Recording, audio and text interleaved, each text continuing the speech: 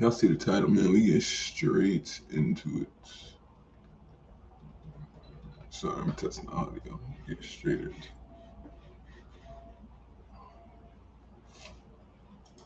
What's up, my people? This is showbiz. Look, don't.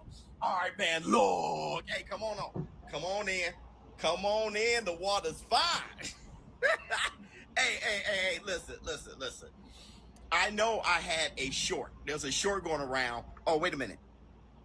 My man, Shakur Stevenson supposed to get on, but I don't see him. Hold on real quick.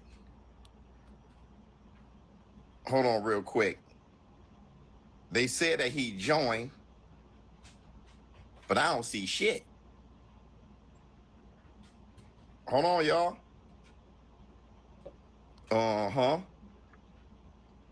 Let me see. So listen, this whole thing is really, I gotta see if Shakur is gonna. I requested. I don't see a damn thing, brother. But I don't. Oh, hold on.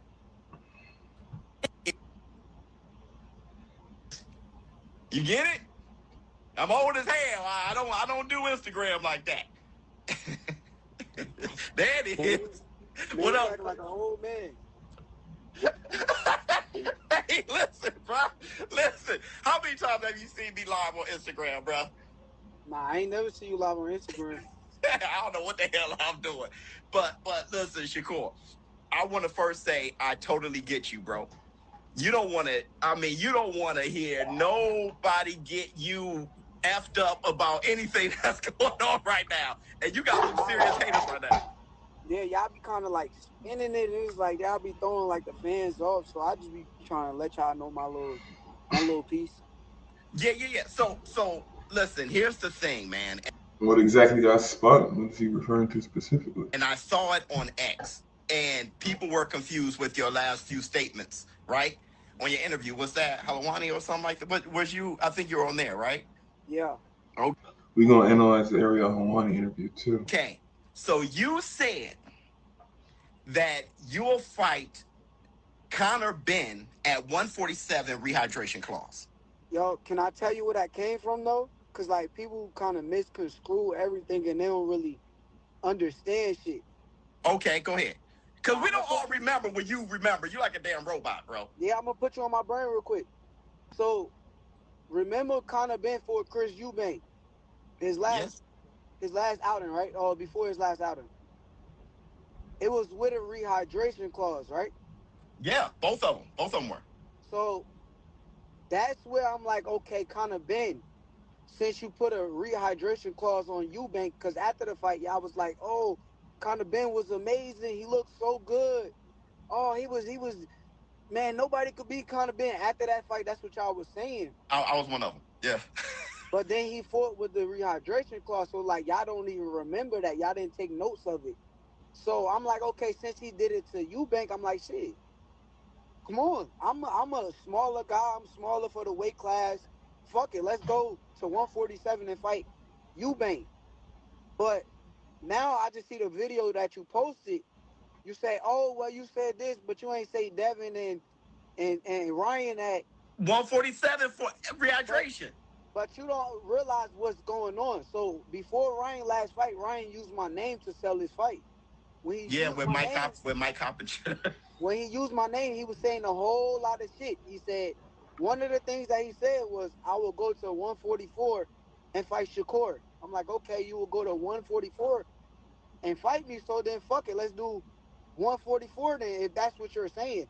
Then after that shit, he said, "I will fight you at 140." I'm like, okay, well, if you want to come down to 140, I'm down with it too. So my thing is like, y'all not really paying attention. Y'all trying to like make me into this person that's just saying anything, but I'm getting all of these things from these fighters. What I got from Devin, no disrespect to Devin. Devin, the truth. I think Devin a hell of a fighter. No disrespect to Devin, but he fought Jose Ramirez at 144 pounds, right? He did.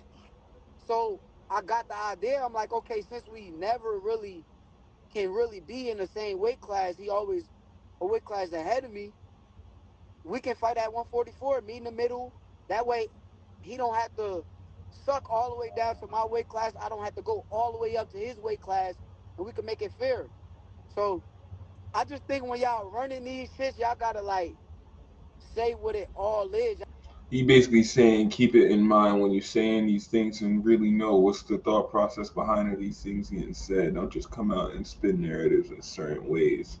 But it's honestly it's part of Shakur's job to put the narrative that way. He should have been said this and made this clear himself the first time around. Y'all not really saying everything that it is. Y'all saying basically, y'all like making me just look like I'm just saying some crazy shit. Like, Okay. But listen, as the best fighter in the world, you're going everybody shooting at you, bro. That's what's gonna happen. That's what happens when you in that spot.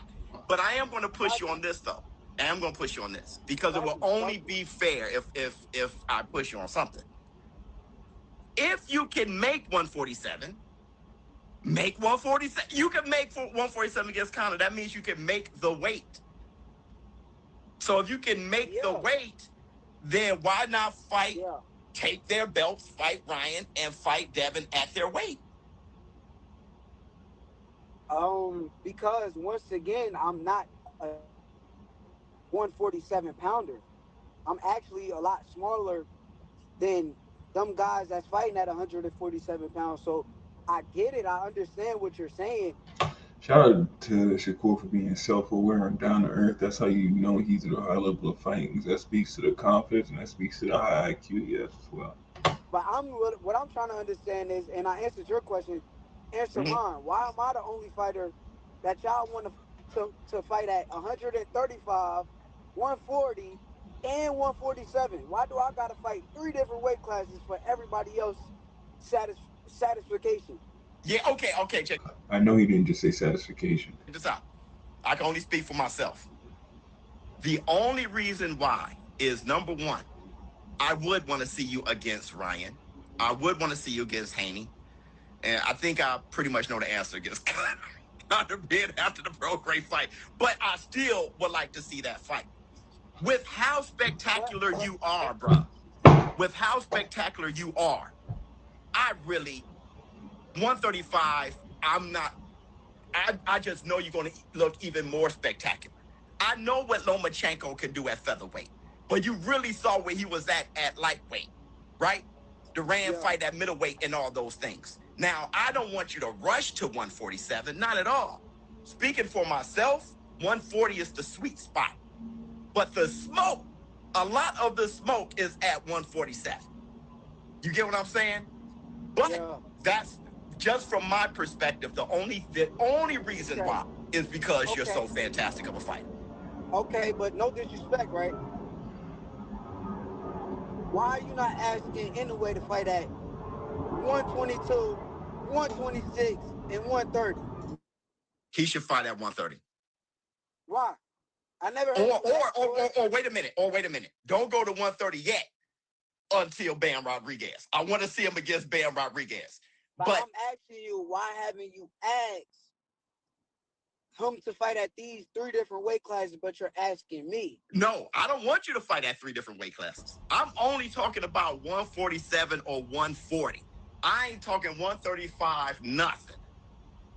You But at 140 135 is now. my natural weight class. Is like what you're not I understand. understanding. I understand. And if you fight at 135 and do your thing, I'm watching, supporting, and I know you're going to do your thing. But as far as what Okay. makes me eager isn't 135. What makes me eager is what else can Shakur do? Don't forget, I was the one that thought you versus Teofimo Lopez was 50-50, all because Teofimo Lopez was bigger than you.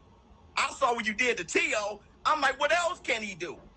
Not only bigger, Tio was more athletic, and Shakur still put on a master class against him. Now, I wasn't really thinking about I 147 I until respect you said you'll fight Conor at 147. I respect what you're saying though. I'm hearing what you're saying. You're saying that I'm that good, and I appreciate you for that, cause that's Yeah. the truth. But once again, I will get to 147. That's not a weight class that I won't get to. But I'm Mhm. 28 years old, and 147 will be the last weight class of my career. I don't plan on going no past 147. And once again, when I get there, I get there. But as of right now, I'm not there. So a lot of people want to force me up there. But like I said, if if it do happens, I'm a bad motherfucker anyway. So Yeah, okay. any situation you put me in, I'm gonna be A-okay. So here's what I'm getting from you, which is why I said your answer was a good answer. Because what you're actually saying is, I wouldn't duck any smoke from anybody. You're not trying to say no to anybody. Exactly. Connor That's Ben, it. Ryan, or Haney. I'm not saying no. But in From order a for the business, fight, yes, yes. right, and just for your legacy and everything, but for the fight to happen, it should all make sense where you said that you can go in your world, because you already know that I'm naturally 135. So what you're saying is, Haney, you just went up to welter. Let's not act like you've come down to welter or you've been living your whole life there. So you're saying we can do 144. That should be easy enough to you, and that makes sense. With From, Ryan, you told me 144 and 140. So we should do that if you want to fight me. from a business perspective, I'm not ducking and dodging nobody. So if anybody want to come to the negotiation table, and my door is open. Now, if you come in at 147, we can talk about it and figure it out. But once again, my door is open, and I'll fight against anybody. So, that's all I really wanted to get you to understand. But, um, everybody can run with their narratives, but understand this: I'm a bad motherfucker. I'm in the gym daily. I'm training my ass off, and I will be ready for whoever wants smoke. Dude, listen, I appreciate that, man. Thanks for going live. And you want to smoke with the war room. You want to smoke with us. So Yeah. you're doing your thing, man. Thanks, bro. I think you cleared the air, bro. Peace. All right, my guy. All right, brother. So, yo, what do you guys think? What do you guys think? Since I'm here and I'm usually not on Instagram live. Lies, Turkey not putting money on you. Oh man, not see. I listen, bro. I thought that was great fan service. I thought Shakur Stevenson popping up. I know he's on his way somewhere. He didn't have to do that. And he's actually speaking to the point, which made sense to me. Like I said, his response made sense to me. He ain't say nothing wrong. I don't think so. I think he's the best fighter in the world. Let me see. Love that. He said he wasn't ready. He said he will move up once he's ready. Yeah, he will move. Okay. What he's saying is he's not trying to be a welterweight, but he would fight Ryan and Haney. You get what I'm saying? So he's not willing to be a welterweight yet, but the business need great fights, so he's willing to fight Ryan or Haney under reasonable circumstances, which they've said themselves. You get what I'm saying? Hold on, let me see. Somebody requested something. Oh, okay. You get what I mean? Who should he fight at 140? Oh man, it's really up to him. But I'm just saying, Inoue kind of going through the same thing, low key. He getting Miz to fight Shushu, and I don't want him to move away from Bam Rodriguez. I think stay right there for the moment. You about to fight Nakatani. Let's get that Bam Rodriguez fight. Then you can move up if you want. He's saving 147 for last. I think he's trying to see, but it seems to me that he's trying to fight at 147 once his body naturally grows to 147, because he said, I'm only 28. So he's saying that 147 will be his max weight. So he's When you referred to his age, I thought he was saying like he's too old to be doing that. Now he's too young. saying once, okay, look at it like this. Look at it like this. Look at it like this. I know what that meant, my old ass. Look at it like this. Floyd Mayweather, his absolute max was 154. He was hardly a welterweight, but he would make the fights happen. You get what I'm saying? That's why he fought Canelo. He was going to fight Canelo, but Canelo said he'd go to 150. So Floyd said, we'll do 152. So I think that's what Shakur is saying. I'll fight Ryan. I'll fight Devin Haney. Haney, you are one fight away from 144. So you can do that if you want to fight me. And Ryan, you mentioned yourself to Mike Coppinger that you'll go as low as 140. That's what he's saying. And I think that's the reason why, because he had an issue with us content creators and media and stuff like that bringing up the weight, right? But still, it was enough of a trigger for him to clear the air. As long as we're being fair, you get what I'm saying? If we're not being fair, then we just keep talking shit after you clear the air. Then that's just being ridiculous. Let me see. Showbiz, your content was so needed in the boxing game. Keep it going. Love you, boy. Thank you, brother. Ryan was capping. Was Ryan capping? I made a video where I said Shakur and Ryan were capping, right? And then I brought up why they both were capping. But now you kind of understand where Shakur is coming from.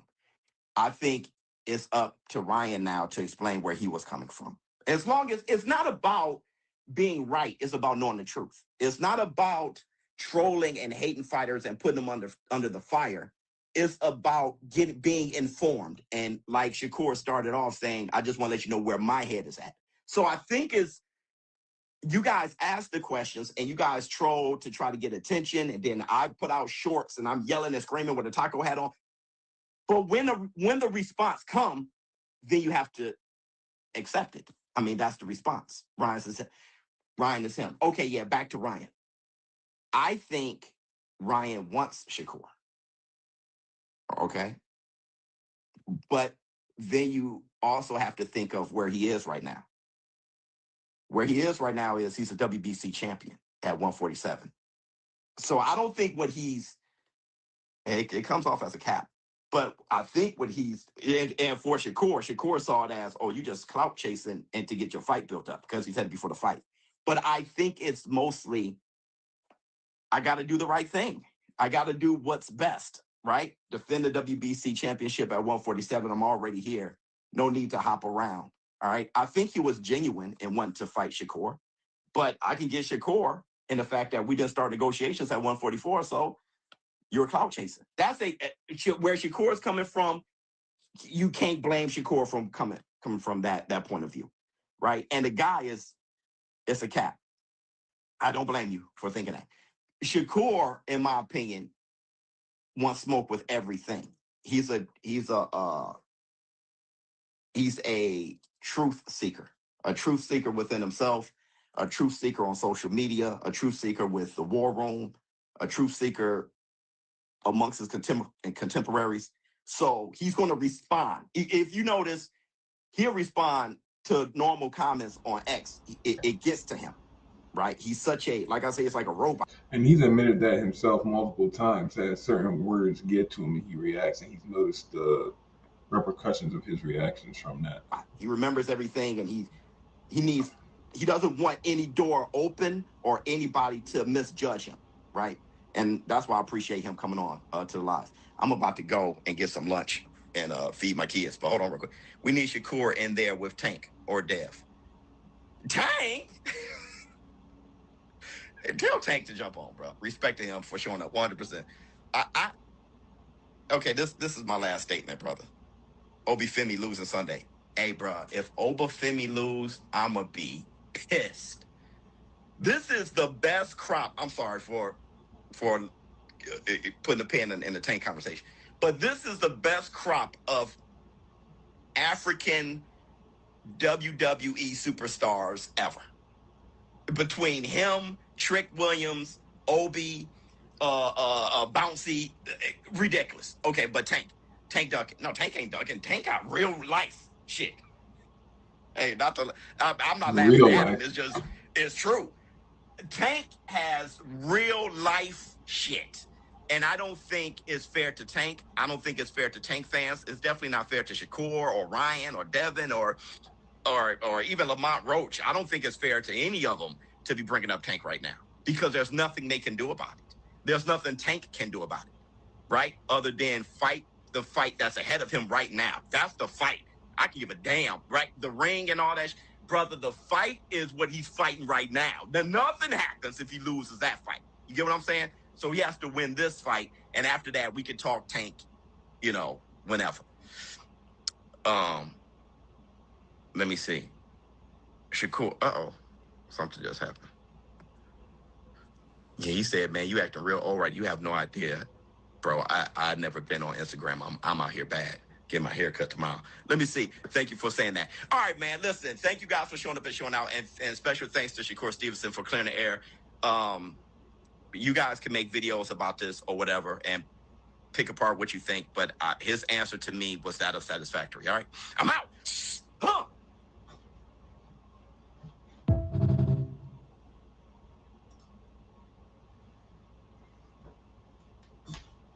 Eddie Hearn, kind enough to join us right here and now to talk about a lot of things. Can't wait for this. Hello, Eddie. How are you? This is a casual Eddie. I appreciate this. Tie down.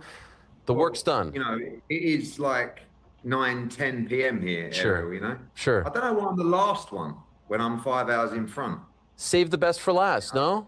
Oh, I see. Yeah. I'm glad you said that. Yeah, it made me feel better. And I know you had a very busy day, so I wanted to give us some padding, right? Would you have preferred to be earlier in the day? Probably, yeah, maybe a couple of hours earlier, but it's fine. I'm sorry. I'm happy to be here. Sorry, I've just realised how wonky my tie is. Sorry. No, I'm sorry. Should have dressed up for you, really. No, I like this look because I feel like this is after hours. This is when, you know, like the freaks come out at night. This is when the truth comes out. True, so I appreciate that. Whoa. Thank you so much for the time. Thanks for doing this. How was earlier today? How was the press conference? We saw the face-off. What was the vibe like? Yeah, it was good, actually. First time I've kind of spent any time with Rico. He's a pretty cool guy. Huge, hands like shovels, very confident. Usyk, cool as ever, very funny, on point. Really good face-off. Great event. I mean, I feel like, you know, this fight is a fight that you're going to be watching and you will honestly think it's AI. This venue will be at the foot of the pyramids. And when I say the foot, I mean right up close. This isn't going to be like the pyramids a mile in the background. This is going to be amongst them. And I think Rico's got a mountain to climb, to be honest with you. I mean, he's a very determined guy. He's a pound-for-pound number one in his given sport, but he's fighting a pound-for-pound number one in boxing. I think he's going to have to do something extraordinary to win the fight. But good luck to him, you know, and people thinking Usyk's maybe coming towards the end. I think it's going to be a very difficult challenge in the world of Rico, but a lovely man, a tough man, a huge man, and it's going to be an interesting night, May 23rd. Curious from an atmosphere standpoint, obviously I think some lessons were learned last year in Times Square. Having a cool location isn't enough sometimes.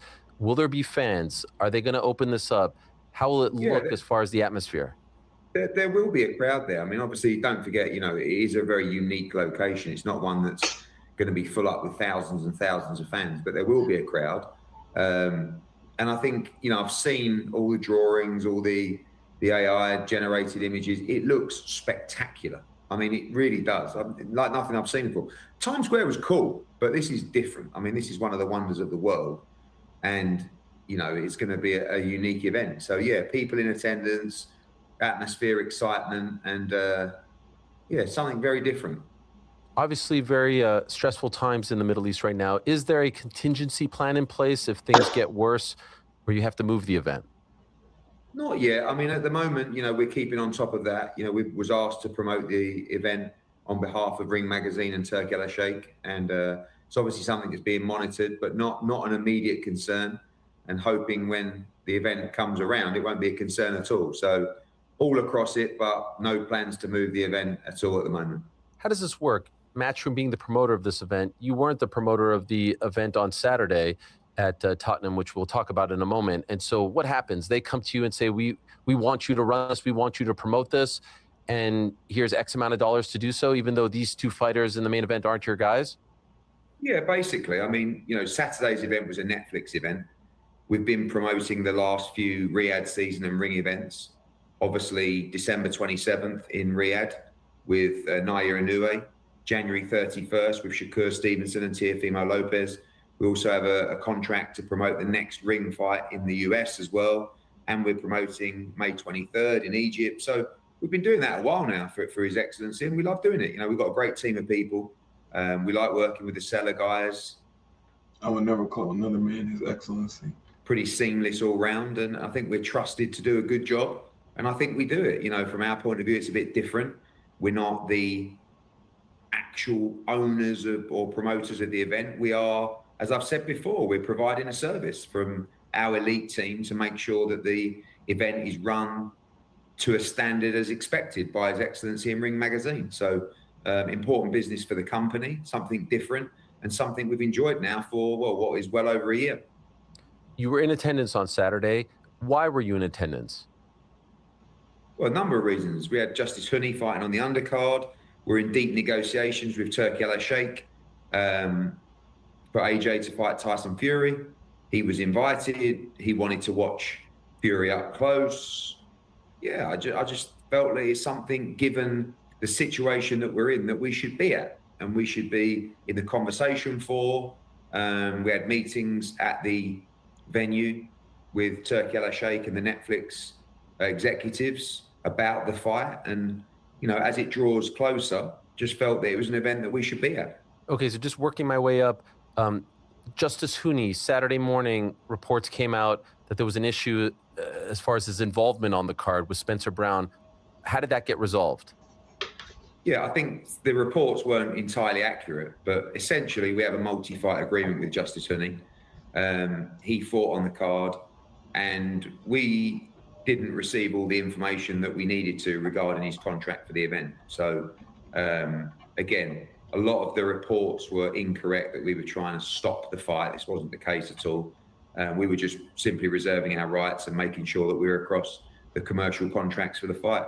And all good in the end? Yeah, I mean, obviously he got the win.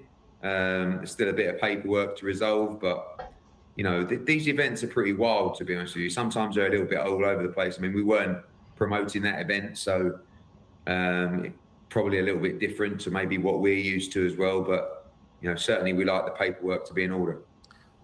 What was it like for you to be in attendance watching Conor Benn and not being a part of his team, a part of his camp, promoting his fight? What was that like? I was watching you the whole time and trying to read your body language. There Ariel go again, fishing for a controversial answer to get his clips. I was wondering what was going on in your mind. I mean, I don't know what I felt, really. It was a bit weird. I mean, I wasn't, obviously, I guess subconsciously you want him to perform and do well and win. Then you kind of realize, I mean, I'm used to screaming and shouting for him. I've done it since he was 18 years old, done it for 10 years, over 10 years. So it was quite strange not, I guess, having that kind of emotion. I was during the fight, I didn't feel sorry for him, obviously, but I wanted him to try and perform a little bit better, because you could see you could feel the crowd feedback, and you could see him getting incredibly frustrated as well. And so, yeah, I don't know. I didn't feel many emotions, if I'm honest with you. I mean, it's quite strange that Mr. Eubank plonked himself next to me. That was good fun. And I had AJ on the other side. So, it was a frustrating night for Conor, obviously, but he got the win. What did you think of his performance? You said frustrating, but he's big hating because Conor left him. Conor won. It wasn't pretty, but he could have definitely said more good things than that. He's definitely still tight about Conor leaving. Expand on it. What do you think of how he looked? Yeah, I mean, look, I think the whole thing really, Regis obviously shouldn't have been in the ring. I think he probably pulled out the fight about 4 times and was kept in the fight. And obviously he said after the fight that he had, I think, 4 injuries and was petrified going into the ring. And I think Conor will be very disappointed not to have got him out of there. He was there for the taking. I don't think Conor's as effective down there at that weight. I think he didn't look like he had any power, any shots. And I think he looks a lot better and a lot stronger and more effective up at 154 or even closer to 160. But, a frustrating night, some bad cuts, but obviously an extremely lucrative one at the same time. Did Chris Eubank say anything to you throughout the fight? No, not really. I congratulated him on the birth of his twins. I got a grunt out of that one. And when he said goodbye to AJ at the end of the night, I thought I might get a goodbye here, and I didn't. And then AJ said to him, "Oh, Chris, Eddie says goodbye as well," and he sort of gave me a fist pump and smirked. But it was okay. It was pretty cool, actually. I think that it's so awkward. When you go through things like that, we had 2 really good, fun promotions, to be fair. And I don't think I'm his favourite cup of tea, but it was good fun. Did you run into Conor at all? Did you see him? No. Did you try to speak to him or no? No. There's nothing to say, really. I mean, you know, it gets talked about all the time. And, you know, I was at the media press conference today, they were asking me loads of questions about it still. It's kind of like never ending, but I'm not really, you know, it is what it is. There's a few loose ends to tie up, but the team's across that. And, you know, it is what it is. It's done and dusted. One last thing on him. I thought it was interesting that, well, I guess the media was just sort of saying what they're told. Free agent now. Is he actually a free agent? Do you feel like he's a free agent? I think if you want to get sucked into the fact that someone would pay $15 million for a 10-round fight, where it's probably worth $1 million, and have no future options, no deal in place, you are probably the biggest idiot on the planet. But that is what...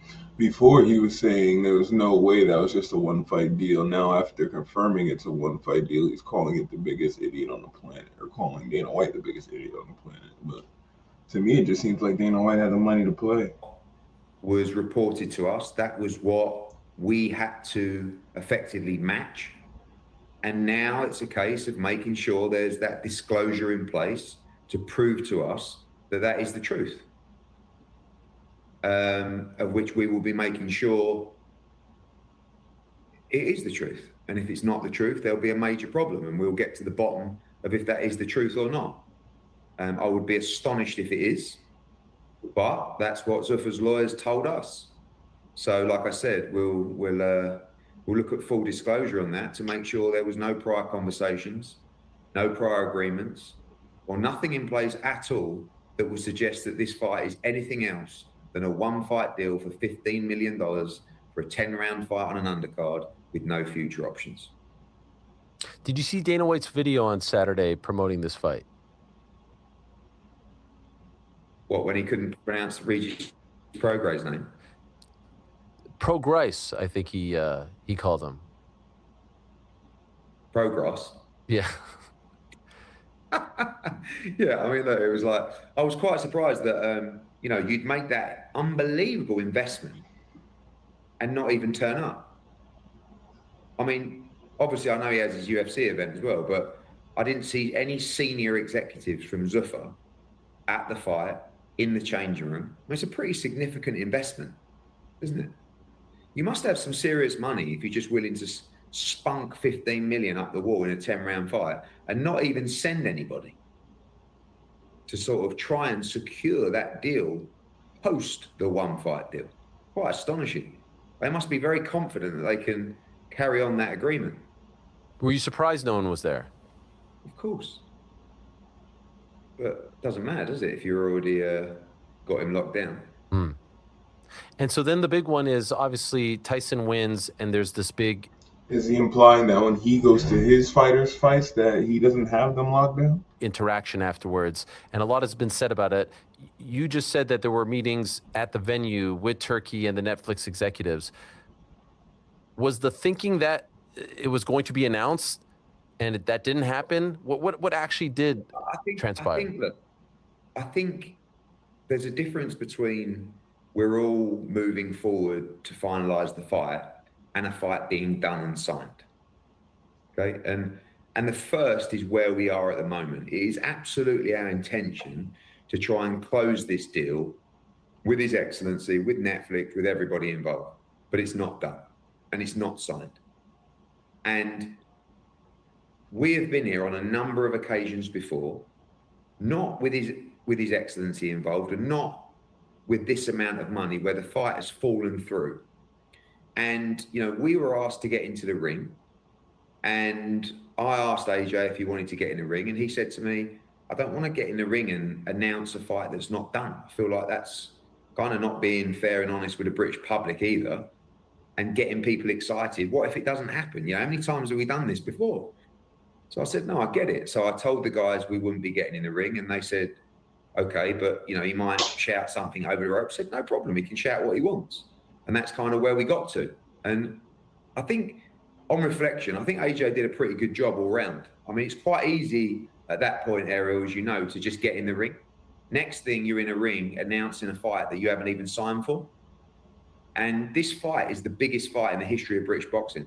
It's the biggest fight in boxing today. And it's one of the biggest fights of all time. I don't think it's something we should play around with and just be told to do that and do that until everything is in order in a place that we want it to be, especially given what AJ's gone through over the last couple of months. We need to make sure that everything's exactly right for us.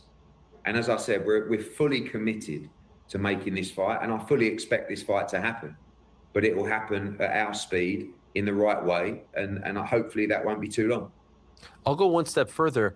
I thought AJ looked phenomenal in that exchange. He looked unbothered. He called himself the landlord, the boss. We showed the photo of him, not with the overt aggressive FU, with the sort of low key, like you've got to put your eyes down here and look at my FU. Yeah, I didn't even see that one. Not this one. Let's show him the other one. The other one is so damn good of the low FU because it's like, I don't even have enough respect for you to lift it up in your face. I thought he looked phenomenal in that exchange. He couldn't have come out better. Yeah, and I was proud of him actually, because when it gets stuck on you like that, it's quite easy to lose your rag and stand up and start beating your chest and get in the ring. But that's what they wanted, really. And I thought he played it perfectly well. He didn't sing to their tune. And to be honest with you, we've always been calling for this fight for years and years. And it's always been like, oh, you'll dance to my tune. You're a dosser. I'm the champion. It should be 60-40. But so it's actually quite nice to be called out. You know, and you hear things like Fury saying, if I can't get Anthony Joshua, I don't want another fight. Like, I might retire from boxing. So you fight me. And we shall oblige. I think there's very little doubt of that. But yeah, it was pretty cool how AJ played it. And, you know, like I said, he's been through a lot, Ariel. You know, it's not just a case of going back into camp and signing a contract and getting on with it. Like there's been obviously a lot going on in his life. And I think he's done remarkably well to get him back to this position, you know, almost physically ready to start full camp. And I've got to say, he looks great. He sounds great. I think he has a real purpose going into this camp. And I'm really excited. And I have no doubt he'll beat Tyson Fury. When the meeting concluded and you all went your separate ways before the fight, was there an understanding or deal in place to say, hey, we're going to have a face-off here? Because there was a tweet that came out afterwards saying it was announced, but that didn't exactly... Tyson Fury ain't exactly in his prime, but ain't nobody just going to get Tyson Fury out the way. You know, comply with the video. What was actually agreed to by the end? No, what I said to Turkey Al-Sheikh and Gabe and the guys from Netflix was, look, you know, AJ will make his decision during the fight. I'm not going to sit here and tell you he's going to get in the ring. Let's see how he feels. Let me talk to him. This was before he even arrived at the venue. You know, we received the contract from these guys at the end of last week, which is being reviewed and going back to with our red line comments. So we're not, you know, whilst I hope the contract will be dealt with swiftly, it's just not done. And I think it just, you know, I think maybe a little bit of a lack of communication, because I think His Excellency is probably the kind of guy that says, it's done. And I'm very confident he's right. But we still have to go through the process. And AJ will not sign an agreement that 100% happy with. Was Turkey upset that he didn't get into the ring? I don't think so. No. And I think after the fact, I think he would have quite enjoyed the exchange. I mean, I thought it was quite dramatic. I mean, you've got Turkey in there calling AJ out, calling me out. Make the fight. Will you accept? Get in the ring. And we're kind of just sitting there. You know, the whole stadium's watching AJ, and it was just, it was pretty wild, to be honest with you. There was a lot of pressure. It felt like a standoff. It was. It was like, you know, we're just not gonna sing to your tune on this one. You know, we're gonna do the right thing. We tell you now we want the fight, but we'll make sure that we get everything done properly. And in due time, AJ will be there to collect his rent. Incredible line, by the way. The issue is we're so close and we still hear one more fight before the big one. Can we get rid of that one fight and just have... How much longer do we have to wait? The contract that we have been offered includes the one fight in July. So we had a couple of discussions with those guys about the possibility of going straight into the fight. or a run-out fight in July and then the fight in November. Our preference, to be fair, was, as it always has been, to have that fight first. Okay? Now, again, going back to Ariel, Tyson's just done 12 rounds and a really good warm-up with Makhmudov. We will likely do the same. And I think given the injuries that he suffered in that crash and given everything that's happened, that is the right thing for him to do. Smart to take it slow. Now, people saying about Deontay Wilder, and I've said before in the media in the last couple of days, we will take Deontay Wilder first and then fight Tyson Fury if that's what people want us to do. And if that's a different deal to look at, we'll look at that as well. But I think the level of opposition that we're expected to fight in our run out is probably the same kind of level as Makhmudov, and they don't want too much risk because it's what is at stake with AJ against Fury, you know. But we have to do what's right for AJ as well, you know. And I think given the situation, I'll be honest, I would prefer the plan to stay the same. But, you know, we'll see what happens in discussions. Was the fight on Saturday Fury's one fight, or does he have another one fight before the November fight? I don't know what his contract says, but, you know, he wanted a fight first and we wanted a fight first. Okay. The big problem is our fight was supposed to take place in March. But unfortunately, that couldn't happen. So our fight is delayed by 3 or 4 months. That's the issue. Originally, the plan was we have our warm-up fight in March, he has his in April, and then we fight in August. But because of the situation, ours is delayed by a couple of months. Have any names been discussed for that July fight? As I know you said probably not a Wilder type, and that makes a hell of a lot of sense. Really, no? Yeah, no, not really. I mean, again, no one of serious note, if I'm honest. I think if that would be everyone's preference. You know, the story is the comeback. The story is the return to the ring. But we would not go into that fight without having the Tyson Fury fight signed. Would that be an O2 type of arena or bigger? Again, yeah, wherever those guys wanted to stay situations, including the Tyson Fury fight, we will take that fight where it's decided it will be. You know, I know there was some discussions about Croke Park. If it was a summer fight, now we're looking at November. So, you know, Wembley has been discussed as well. But you know, we'll be led by those guys. Can you explain how AJ can fight again on Netflix while he is still contractually tied to DAZN, right? So how is this going to work out? It will be the same thing as the Jake Paul situation. Yeah, I mean, ultimately, his fight in July is likely to land on DAZN. Okay.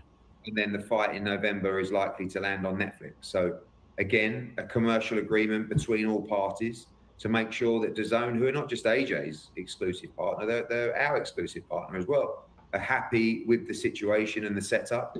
We did it before. We got the Jake Paul fight over the line, and we're pretty confident that we can do the same here. This contract that you received at the end of the week, is there a lot of work to be done, or are we in a pretty good place? We're in a pretty good place. I mean, obviously there's a red line to go back. It's a big fight. You know, these guys move very quickly, you know, almost to the point that you could receive a contract and say, you know, we want it back tomorrow. But AJ is a meticulous guy. You know, he's got his own legal team as well that sit across stuff that will review it. We'll review it on his behalf with our legal team. And that's been done now. And it will go back to the Saudis in the next sort of 24, 48 hours for their comments. And again, you know, I think they're very keen. There's nothing major in the red lines, but obviously things that have to be dealt with to make sure everyone's happy. Will TKO be involved in the fight? No. Are you surprised they got the Sky deal? No, not really. I mean, I think, you know, it's probably a good deal for Sky, really. I think they don't have any boxing content. They've done a deal with MVP for a few number of shows. And then, you know, who else are Sky going to go with? Matchroom are with DAZN, Queensberry are with DAZN, Boxer are with BBC. You know, they've got the women's boxing with MVP. I think it makes sense. You know, I think gives them a little bit of noise, but what we're seeing so far on Sky Sports was the Zuffa show from, I think, last weekend or the weekend before. And I think there's another one coming up. And then they plan to do something in June with Chris Billam-Smith now. but, you know, not exactly setting the world on fire. They've signed a couple of these names, CBS, Richardson, Hitchens, Edgar Berlanga. Are these the types of fighters you were expecting them to sign? Yeah, I think, yeah, again, like to me, it's not really the fighters, it's more the delivery of the shows and what the plan is. You know, I mean, they keep staying in the apex there, and every show that comes up is just so random. And I don't know, like the last one came up with zero promotion. I think they've got another one coming up with Shane Mosley Jr., is it, headlining or something like that? Yep.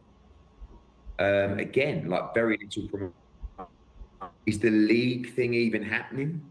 Why is the connection always bad when Ariel interviewing somebody? You know, what is happening with the governing bodies? Obviously, Jai Alcantara lost his belt. Richardson Hitchens has now had the mandatory called on him, which was ordered before he joins Zuffa anyway. Is that going to be a thing? I don't know. You know, it just, you know, I say all the time, I've said it before, these guys are very powerful and smart, but I actually don't think they know what they're doing. Like, the more I look at it, I'm not sure there even is a strategy. It's kind of like sign who you can sign and then go from there. I mean, let's be honest. Either way, if it's part of a multi-fight deal or if it's a one-fight deal, which is very unlikely, the Conor Benn deal may go down as one of the worst pieces of business. I just can't understand the strategy there. But, you know, I give them the benefit of the doubt that they are these super smart people and they have some kind of plan. We are approaching 5 months in, and I haven't seen anything yet that is remotely impressive. Like, have you seen one Zuffa show so far? How many have we had? 6? 5, 6, 7? 4, yes, maybe less than 5? that. Yeah. At least 5, I think. 4 or 5. Yeah, and this one's coming up 6. Have you seen one impressive show so far? Or anything impressive from Zuffa Boxing? Dropping 15 mil on one fight is impressive. Yeah. Well, Canelo Crawford, I thought, was a really impressive show. No, but let's be honest. Like, I'm not even being a hater. You are being a hater because Canelo Crawford was definitely a masterclass work. Like, it's just, if I did those shows, I would get screamed out of town by fight fans. What is this? What is Eddie Hearn doing? There's 150 people here in this room. And who are these people? What are these fights? So, yeah, I don't know. I'm kind of, the longer it goes on, the more confused I am. But maybe it's part of this bigger plan. Maybe they're trying to lull us into a sense of security. And it's like, we don't think they really know what they're doing. And then bang, they come out and they really know what they're doing. But I'm not so sure. As an aside, we had Shakur on yesterday. Could you imagine a world where Shakur being promoted by Eddie Hearn is fighting Conor Benn? What a scene that would be. Yeah, Conor Benn's not going to fight Shakur, but they'll do everything they can to make the Ryan Garcia fight, I think. You know, how big that fight is, it'd be interesting. You know, it'd be interesting to see the Netflix numbers from the weekend. And interesting to see so many fights. We lost him there real quick. And we were cooking with gas. Can't be his phone, right? Oh. Okay, all right. Little technical difficulté, but we will get back to Eddie Hearn, who is always a great chat and very insightful and very open. And He got too much money for this, man. He couldn't even edit this out. I might just skip this video just for this amateur eye. This won't even happen on my show. I just started doing this.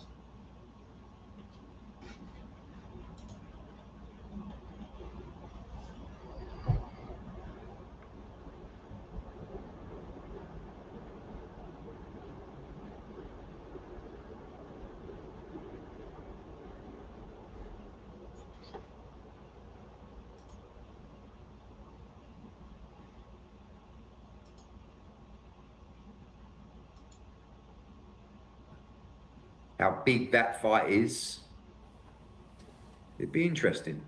You know, it'd be interesting to see the the Netflix numbers from the weekend. And interesting to see how so many fights. So you'd have to think that the number was less than 10 million, certainly. And it may even be less than 7 or 8. And you know, that seems much less than the normal numbers from their boxing offering. I don't know. But just strange that a UK number was given, I felt, rather than a global number. Okay, let's see if they come out. I've been on the air for a few hours, so I don't know if they came out with that, but I don't think they have. Just wanted to go back quickly to Dana. He did say this weekend that Turkey actually reached out to him about booking you versus Dana. Did you receive a similar call? Not a real official offer, but Turkey's kind of asked me if I would do it, and we've had conversations and an offer from Misfits as well. Oh God, you know. So yeah, it's quite interesting. I mean, he's kind of got me a bit excited about it, to be honest with you. I mean, he called me out on the Piers Morgan show for a fight. I explained that I'm pretty useless. I've seen him spar. He looks quite decent. So I've got into a little bit of training. I've started to think about it. I've started to visualize my ring walk music, and I've started to get very excited by the money. And now he keeps calling me a pussy. But I'm like, well, let's see if I'm a pussy. And then he says, yeah, but we're both bums and we'll go on the start of the night. I mean, you know, would this be? Gigantic. Huge. I mean, we would make 30 million each. So I'm all over it. So I don't know about 30 million. They're both heavy. They both have big pockets themselves. I feel like the only way they make 30 million if they bet their own money into the pot. You know, stick me in, put my name down, find me a pair of shorts, and I'll travel. So he called me out, I accept. You're in. So basically what you're trying to say is who actually is the P word, right? That's what you're trying to say. What I'm trying to say is you put words in my mouth, Ariel. Let's find out who the real pussy is. Okay. Well, do you think he actually considers this? I mean, if he really thinks, I don't know, what does he think? I'm an easy touch. I mean, I'm very limited, but I'll have a right go. I'll tell you, I'll get myself in good shape, and I'm a big lump, and I think I'll knock him out. But also, if I get knocked out and I make $30 million, it's not the saddest day in the world, and people would find it quite amusing. He said he saw your speed bag work, and he thought it was in slow motion. Yeah, I thought that was a bit harsh. I mean, that's one of, look at that. It's nice work. I'd like to see him do that. I'd like to see him do that. I don't know about the facial expressions, but I'd like to see him do that. Look at that. I could do that on his head. Definitely not terrible. Very similar. Just ping him all night. Quite excited about it now. I'm going to go and hit the gym after this call. You told us that there was a bit of a DM exchange. Any more interactions between you two recently? No. Since the Tom Aspinall, I mean, obviously, yeah. I mean, no, on the Tom Aspinall stuff. I mean, I think there's, you know, at some point it's going to be really interesting to see what plays out there. Obviously, after the Pereira game fight, because Tom's going to be ordered to fight the winner, and you know, I've had a lot of exchanges and discussions with Tom. He's made it quite clear of his position, and I think we're all completely aligned on what we want to do moving forward. You know, we're under contract to the UFC. We want to continue. You know, Tom's got some big announcements coming up. He's one of them there, just become, you know, a presenter on our DAZN boxing show. Is going to be really involved in the Usyk against Rico broadcast and build up as well. But more importantly, he's starting to get back into training. And I think he's excited at a potential return. And, you know, it's not a time for calling out what's right and wrong, but I said to a reporter today, tell me the top 5 stars in the UFC right now. So I'd like to ask you the same question. I'm curious. This is a good question for Ariel, but what reporter did he ask that to? You could easily ask that to somebody who's outside of the UFC and like zero clue, because it's not really a spectator sport. Curious what that reporter said over at the boxing press conference. Well, I'd not heard of all of them. Okay. I'll say, yep. I mean, he said Islam, Yep. Agree. Tom Aspinall, Okay. Pereira. Yep. Who else you saying? Ilya Taporia, Yes, he said him.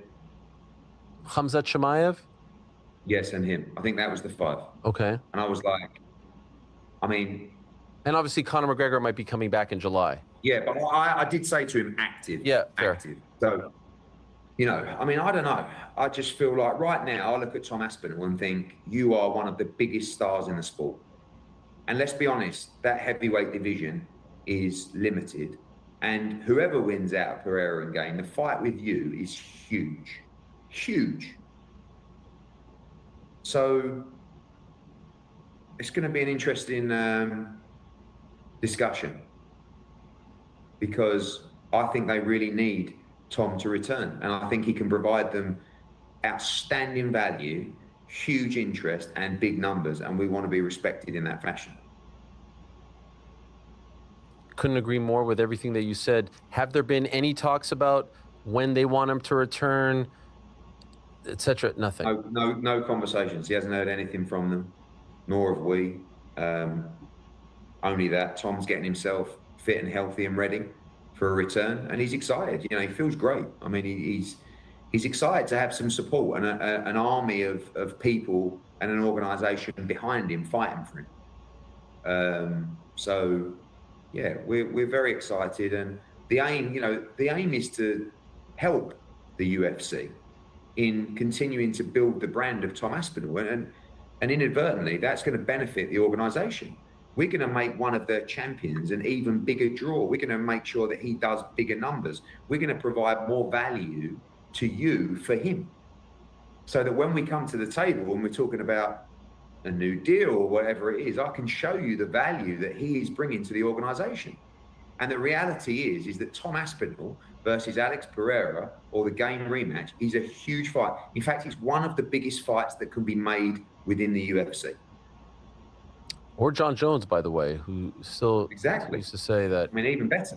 Yeah. I don't think John Jones fighting anytime soon, unfortunately. I was hoping to see him at the O2 event a couple of weeks ago in London. I thought he should have been front and center there. Chisora fight? No, UFC. Oh, the UFC. No, I think he was very surprised he never got an invite. He got a text from Dana at about 6 p.m. on the day of the fight saying, "Would you like to come tonight?" And he lives 5 hours away. So that wasn't ideal. But I just find it baffling that you can do an event in the UK and not invite the heavyweight world champion who is from the UK. Mm. And I mean, let's be honest, it wasn't exactly a card full of huge names, was it? Tom Aspinall being there would have been great for the event. So, you know, but whether he was an afterthought or they just forgot that he lived so far away from London, who knows? But yeah, he would have gone for sure if he was invited. I saw you mention recently other UFC fighters have reached out. You've talked to them. You also said that to us at the very beginning, but some time has passed. Any names that you can discuss? No, but we've spoke to probably half a dozen UFC fighters. I don't think we want to go and start building a huge roster of UFC fighters. We are a sports management company. We just signed the biggest star in rugby in Henry Pollock. We have another signing dropping this week as well. I do expect us to sign one more minimum, maybe 2 more UFC fighters. But again, not looking to become a UFC management organization, but there will definitely be additions to the team. Can you give us hints? British, European, champions, not men, women? There. Okay, fair enough. You have a show this weekend. Well, round third here, as they say in America, meaning we're coming home.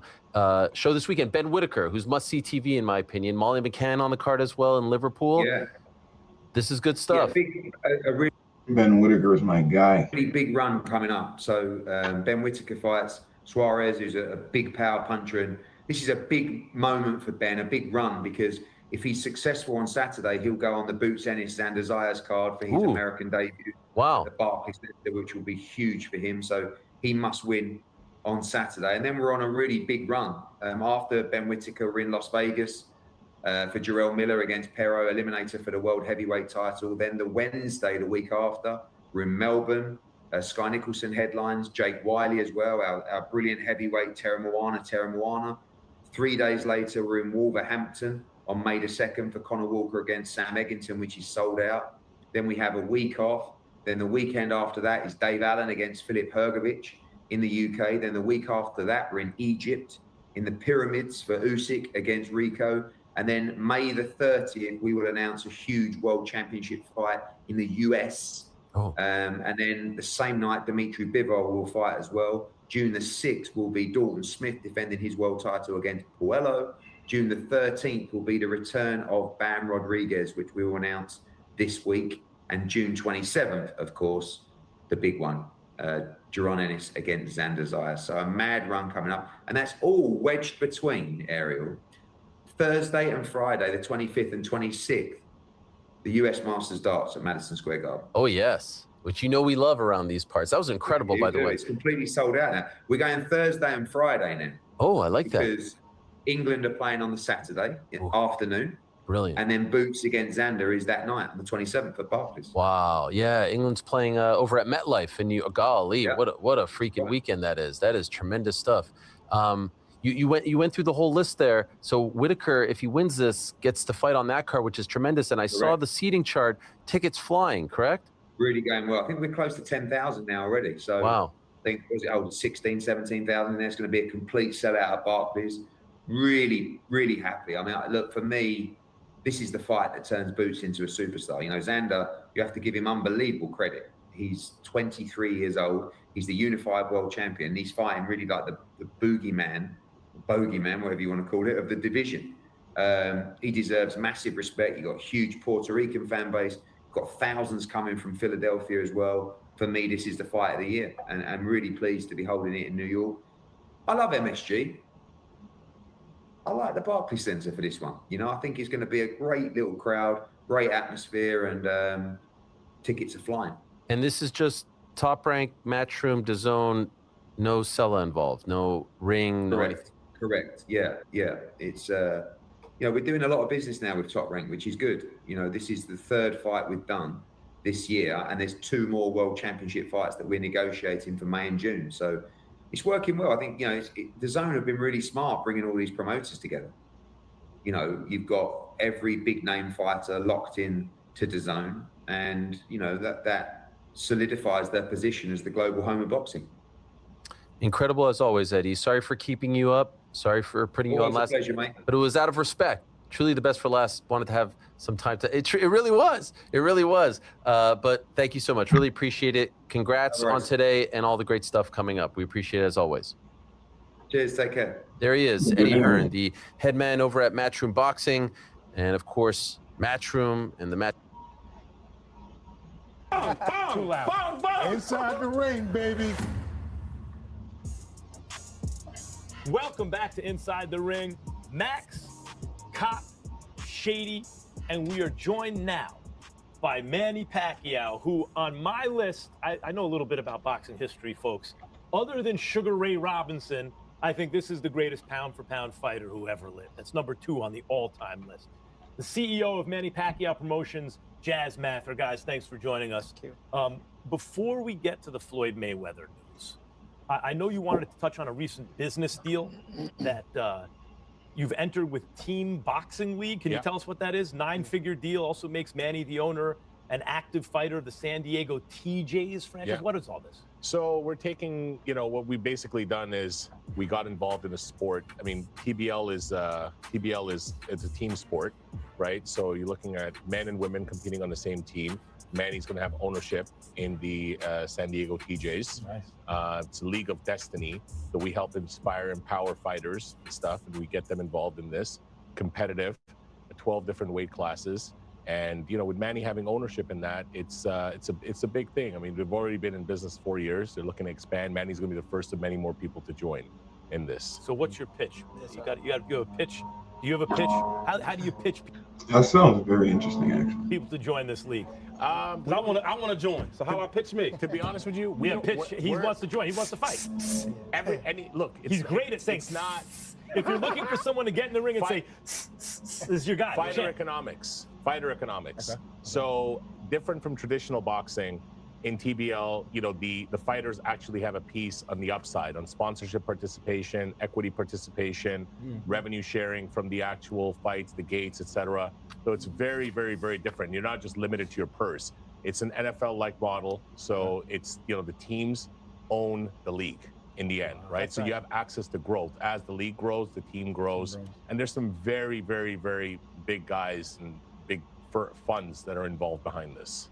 So now the rematch with Floyd Mayweather. Yep. It was announced by Netflix, right, in February as a professional boxing match at the Sphere in Las Vegas. And then a few weeks ago, Floyd said it was an exhibition and that the Sphere was not guaranteed as the location. Let me ask you, Manny, when you first heard that Floyd said, no, it's not a professional fight, it's an exhibition, what were you thinking? I called just right away. What happened? What happened? Like what? That's not what we signed. Like we signed a real fight. So and he got his advance. Why he's announcing like this propaganda exhibition, that blah blah blah, everything like that. So just told me this. I don't have an idea. So let's. Why do you think that he wants it to be an exhibition, even though he signed the contract? Floyd's signature is on this contract? Floyd's signature is on multiple contracts. And it says professional fight. That's true. Professional So it's fight. real. Why do you think that Floyd is now saying, after he signed a contract for a professional fight, no, it's an exhibition? Why do you think? Do you have an opinion, He's a scared. theory? I think he's scared of Thank you. losing. I mean, he's scared of losing because that's his, his leverage for, to go around and have exhibition because of his undefeated record. But if that record will ruin, then what else that he can leverage for to go around and have an exhibition match? I mean, he could leverage what you do. You've lost fights because you fought everyone, right? Yeah. So you're still one of the greatest fighters who ever lived, and you can leverage the fact that you're Manny Pacquiao. But you think it means that much to him to be undefeated, that even though there's so much money on the line and he's already signed it, he now wants it to be an exhibition? Then, that's I always say that it doesn't matter if you're undefeated fighter and you are. Yeah. What I can say is like he's a self-proclaimed GOAT. Right. Self-proclaimed GOAT because That's actually not true. That 50-0 proclaims it. he cannot claim he can't even claim in which part that he can claim that he's the only. He cannot claim that he's the only undefeated fighter who retired. There's a lot of fighters, at least more than 15 fighters who retired undefeated. So, but I can claim with some of those, the only 8 division and the only fighter who became a world champion in 4 decades, 4 different decades. 90s, 2000, 2010, 2020. So, but I'm not raising my own chair. I let the fans decide. Your chair because, high. Your chair is high already. I man. mean, That's it. And you came 1 point away from having a belt in the 2020s. Oh, no, you already had a belt in the 2020s. 2020, yes. Yeah. So, pardon me. Yeah. Yeah, sir. Sorry. Yeah. So that's 4 decades. Yeah, that's pretty good. This is the back half of the decade, though. You almost, if you win a belt now, it's the second half of the 2020s. Yeah, but Manny, look, you came out and said that you're not interested in doing a fight with Mayweather if it's not indeed a fight. It's an exhibition. And I'm with you. And the other fans are with you, too. I don't want to see this again as an exhibition. The exhibitions are played out. Right. You want to see a fight. You want to see Mayweather risk his O. And we saw how good you looked against Barrios. Yeah. What is the next step here to make Mayweather honor his word and honor his contract? Well, for me, he cannot get out for this contract because a lot of consequences that are going to face if he don't fight this, he fulfill this commitment.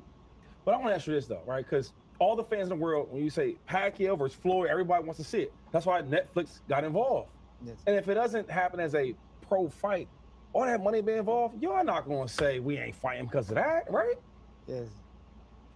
Netflix doesn't want to be involved in that. We don't want that to happen. Look, Floyd cares about money. And all that Floyd needs to see is, you know, whoever is managing or representing Floyd today, I personally, It's hard to keep track. It's hard to keep track. I don't know what's going on over there. It's Floyd himself. Have you been in negotiations over the past week since Floyd started backtracking? The attorneys are. So you not and who are directly. they? They're dealing with Floyd's attorneys, not Floyd, correct? Correct. We're dealing with attorneys. I mean, he's communicating with some of the other the production partners and such. There is direct conversation and stuff happening, but they just have to see the light as to the platform and the size of what Netflix is and what all opportunities it can bring. So, Jazz, let me ask you this. Yeah. What is the deadline? Obviously, Netflix already Tomorrow. announced that you have to. What is the hard deadline to get this resolved? Tomorrow. Tomorrow, what time? 14th. End of business day. End of business tomorrow. Yeah. And we're getting ahead. We're getting ahead. As long as he's got smart people around him that can see the size of the opportunity, then they can make him a lot of money. More money than he's made in the last 5 years. So, from understanding correctly, if it's not going to resolve to your liking and Manny's liking by tomorrow, and Netflix's liking, then legal proceedings will begin. I guess. Look, that's not directly in our hands or in my hands to speak on.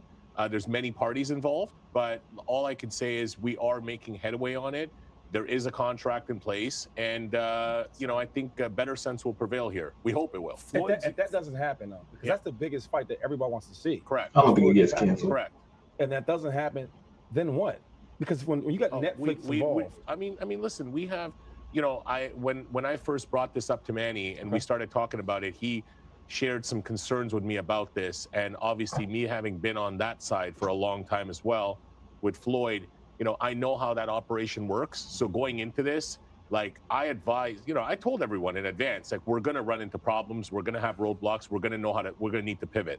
But we have some different plans in place. So Manny is an active, pretty active, for his age, active prize fighter who just fought Mario Barrios not long ago to a draw. He came a point away from actually collecting another belt. Floyd's exact words, so he has options professionally.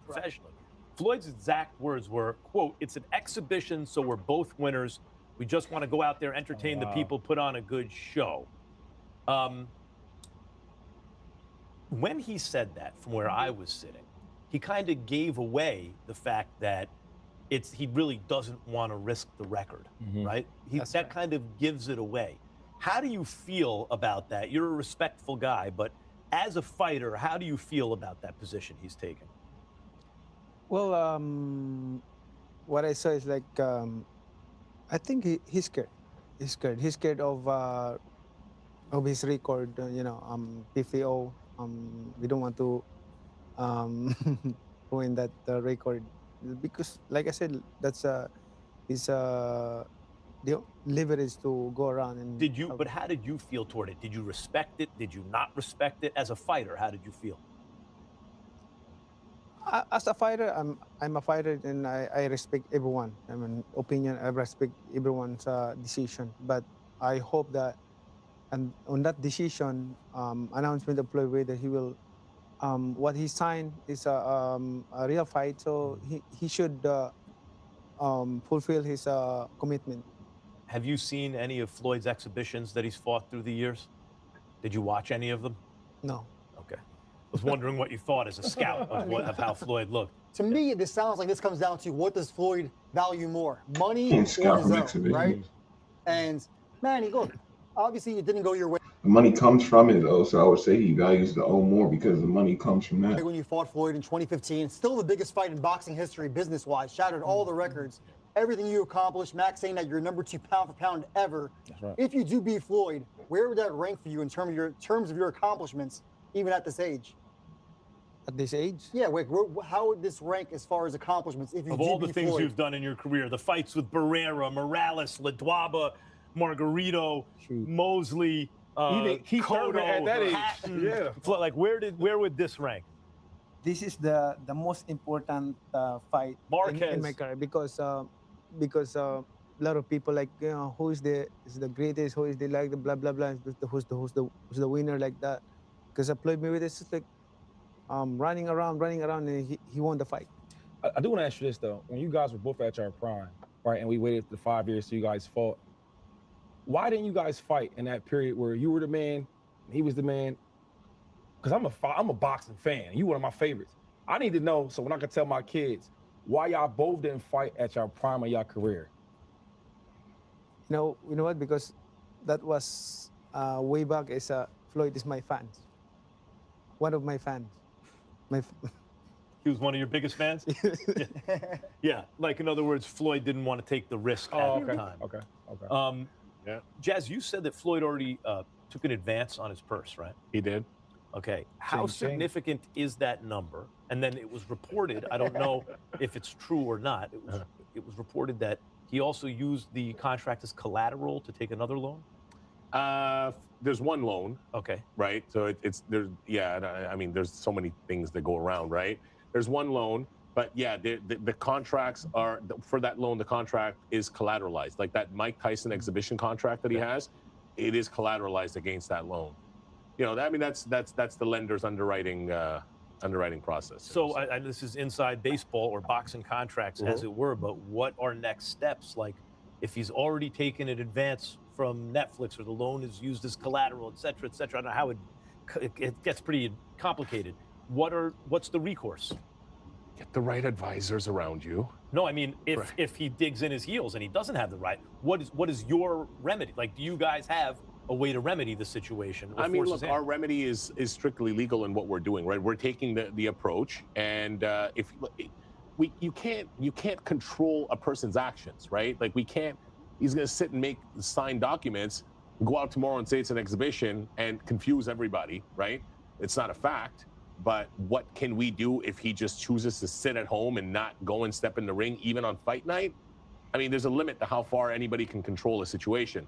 All we can do is be proactive on our side, think far ahead, be 10 steps ahead, figure out, hey, if this doesn't work, how do we pivot? How do we re-strategize? How do we get to the goal that we're looking for? Isn't it difficult though if he declares bankruptcy or whatever, whatever, and it's not that simple. And you are entitled to some damages, one would suppose. So would Netflix, maybe. What do you do about it if the guy doesn't have the money to get, how can you force his hand? Couldn't he use that as leverage to get you guys to accept the idea that it wouldn't be a professional fight? Floyd is way too prideful to even think of doing something like that. When it comes to when you say things like that, right, related to doing certain things regarding his personal finances or things like that. He's way too prideful for that. You understand his whole image is based around money. It's his nickname, right? That's his nickname. Money Mayweather. He could sell that as a business maneuver, I bet you. There's always been a lot of rumors of other fighters other than Floyd that had money issues. I don't want to talk about that, right? That's just personal. What I'm here to talk about is this. You got Netflix at the door, right? Yes. Pacquiao, Floyd, they're not going to make nowhere near that money if they fight other fighters. Right. So now we're here at this table, right? Are we really going to let that little wordage of this old guy? One second. My thing is, it's about the paper. And he want to make a lot of money like Floyd making a lot of money. Yeah. So my thing is, are we going to stop that from you signing that money and getting that paper? That. We're not stopping it, and we're not interested in an exhibition. We're not interested in it. Netflix is not interested in it, and he knows that no one's interested in it. He's tried. They've tried to turn this thing around. You know, some people have advised him that Shady's trying to protect. Yeah, that's what I'm trying to do. I'm it's not little wordage. That's why I think. Pacquiao, my man, and Floyd. I know that. No, he a brother for sure. No. I'm saying you like the undefeated record. What I'm saying is, Pacquiao is one of his favorite fighters. Yeah, I'm an athlete. I played for money. So what I'm saying is, there's no other opponent out there that he's going to make the money he's going to make for Floyd. And Floyd's not going to make the money he wants to make without Pacquiao. Shady is pointing to the point of negotiation and leverage and who's going to blink first. There's a lot of money on the table. It's not even a matter about blinking first because Floyd already signed a contract for a real fight. Ostensibly more if it's a professional fight. And the suggestion is you guys might blink before Floyd does. We're not blinking.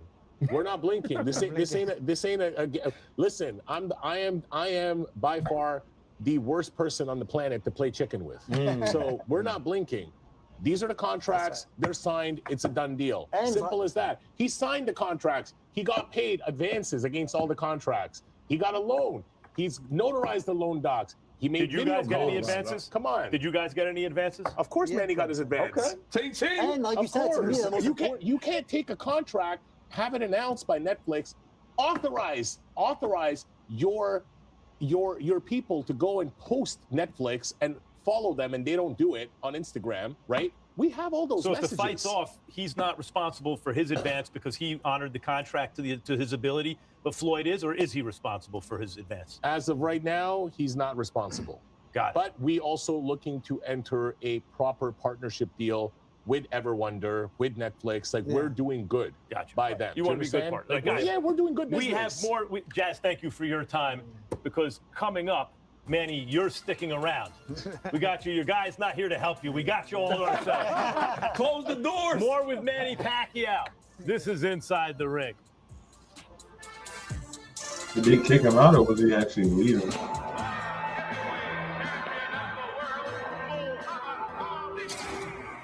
I've been promoting boxing for 60 years. I've had the privilege of working with some of the greatest boxers the sport has ever seen. Two of the very best in the world doing battle here. I've seen it all. I've done it all.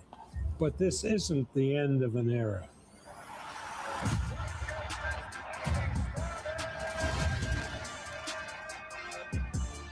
This is the beginning of a new era. Top Rank is now on the zone, the global home of boxing.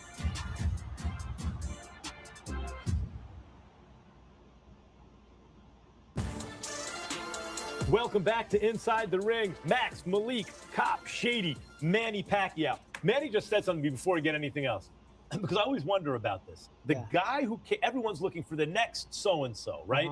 The next Manny Pacquiao. And the guy who's come closest to me is Inoue, the monster. Inoue. And you just asked me about Inoue. Are you a big fan of Inoue's? Yeah, I like him. I like the way he fights. Is he the closest thing to you? I'm not saying he's as great as you, but is he the closest thing to Pacquiao that we have in the game right now? Oh yeah, I can say that. Closest to me, because when he started, I went to Japan, and then he asked me about what the proper punches and his techniques like that. Well, he learned it well. Yes. Because he's been giving them the proper punching techniques. Well, I told him that Those four divisions. The most important in boxing is footwork. When you have footwork, then you can do a lot of things. Right. Is that what Freddie gave you when you got to wild card? Did that take your game to the next level, the footwork? The footwork is the best. Because before Freddie, you were in and out. And then with Freddie, you started giving him more angles, side right? By side, side by side. And then it was bad enough when it was just in and out with Manny. Once he started giving him angles, it was a problem. Manny, you spent 3.5 years away from professional boxing before returning in July with a draw against Mario Barrios, who was 16 years younger than you. After that fight, how much did you feel like the old Pacquiao was still in there? After that fight, I can say, I'm only training 2 months training on that fight. Supposedly, at least minimum 3 months or 3.5 months, 4 months the most. But just 2 months in 2 months preparation and my condition and my speed is like that. So I can do more. Like I can do more than that. The various fights. So I can still feel like I can still fight. I'm strong because I'm so disciplined person. Like the way I eat, the way everything like that. Was there any time in the fight where you saw an opening and you were like, if I was 10 years younger, I would have hit him right there? Yeah, right? I'm thinking like That's why I asked. I mean, in my top 5, I got Ali, I got Chu Pacquiao, I got Roy Jones, I got Bud Crawford now, and obviously Floyd Mayweather. Can you give us your top 5 of all time? How about Sugar Leonard? Sugar Leonard sure, is he was great. This is my top 5, man. Mine is including me like Muhammad Ali. For sure. Me and Sugar Leonard, Julio Cesar Chavez. Killer. Julio Cesar Chavez. Yes. In his prime, believe me. He's like that. So I'm saying I love Chavez, but if you have Chavez, you have to have Pernell Whitaker in there because he beat Chavez. Right? Almost. Yeah, right. Yeah, the judges. Yeah, almost. Yeah. Almost. He loves Pernell Whitaker. That's his guy. Last thing, Jake. No, that was Meldrick Taylor. I mean Pernell. Oh, Pernell. Pernell. Oh, yeah. He got the draw, but he won the fight. Yeah. But he won the fight. Yeah. You got the draw. You think Manny Pacquiao's English would be better than this? Chavez was people. This generation doesn't know. Chavez, the daddy, was a killer. Yes. A killer. A technician that came forward the right way. You know that Taylor fight, like the Meldrick, sure, of course, yeah. You love fights like that. Yeah. 2 seconds down. So Bernard Hopkins has publicly warned about older fighters taking on, top guys, because when you're older, you're fighting your opponent, you're fighting father time, right? So how do you feel about that, fighting the younger guys? Now, let's say the Floyd fight doesn't happen. This is what I discovered in boxing, because I always, as a fighter, I always mix science. As being a fighter, mix science into mix science in a sport like that. So how to get in the rhythm, like when you were young, like that. So this is what I discovered, because at the age of 30 plus, 40 plus, and your metabolism has become slower. So meaning to say, your recovery is not that easy compared before when you were young. That's true. So what I discover right now is you're getting slower if you don't handle it. But there's a way that you can stay in fit, stay in shape, and speed. So you can get that as long as you taking.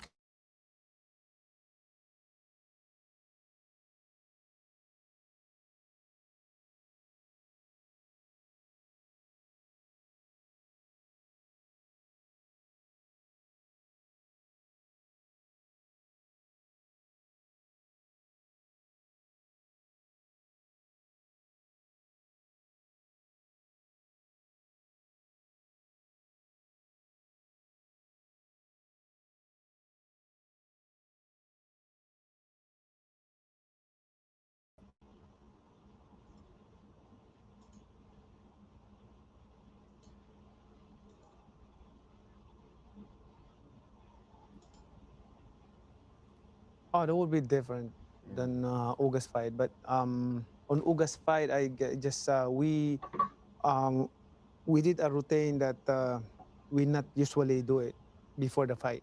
So that's what happened to me. I got cramping 2 legs like that, because before the fight we do the massage like that, and in the fight, like I'm cramping like tight. I cannot move, like the first time in my career. We're doing that. Could you imagine being over 40 years old and wanting to fight Errol Spence? Yeah. What's the matter with you? What's wrong with you? You're going to fight Errol Spence when you're over 40 years old? Spence was a killer. He was young. He was in his prime. He's tall. He's rangy. He's a southpaw. Why would you want to fight Errol Spence at that age? Of course, I want to fight him because I know I can easily beat him. How would you have beaten him?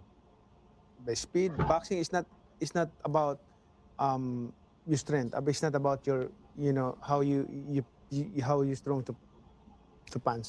It's about ability, skills in the ring, like how you move, how you. That's boxing. That's sports. That's the secret of being an 8 different weight division. That's right. Yes. To be a champion in 8 different weight division is not that easy that we can think of. Like you have to go through a lot of things to consider it. Like even the smallest, like moving around. It's not boxing. It's not just about I'm strong, but you're strong, but it's more than how can you hit your opponent? People think of Manny Pacquiao as one of the great phenomenon in terms of speed and power, right? Yeah. But Floyd Mayweather has always said, in terms of thinking, that Pacquiao was his smartest opponent. Was the hardest fight for him mentally because of how you think about boxing. That's what Floyd said about you. And I heard Max just say something to you, and y'all was talking about when you got with Freddie Roach, how your footwork changed for the better. One thing I always admired about you, Manny, was your loyalty. Nowadays, fighters get with trainers, and when things don't go their way, the first thing they do is they go bail south and go try to find the answer from somewhere else. Something that you've always done with Freddie Roach was stay loyal regardless of your ups and downs. What was the bond that always kept you and Freddie so tight, where no matter what happened, you stayed? Tell him the secret, because he wants to hold on to all his fighters. Right. No, it's about relationship. You know how you get connected and to have relationship to your team. Yeah. It's about like that. Then, and during training, it's up to the fighter how to push themselves. Right. It's up to them. You know, even you have a best trainer, good trainer.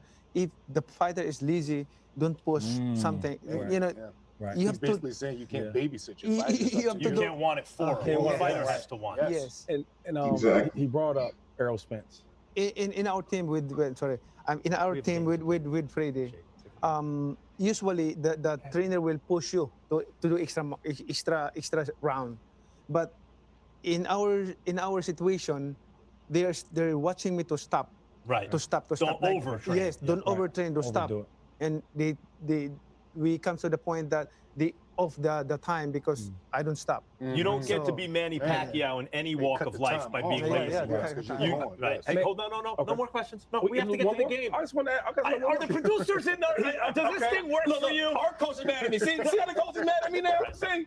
Before we let you go, the reason I'm cutting Shady off, I'm sure he had a fantastic question.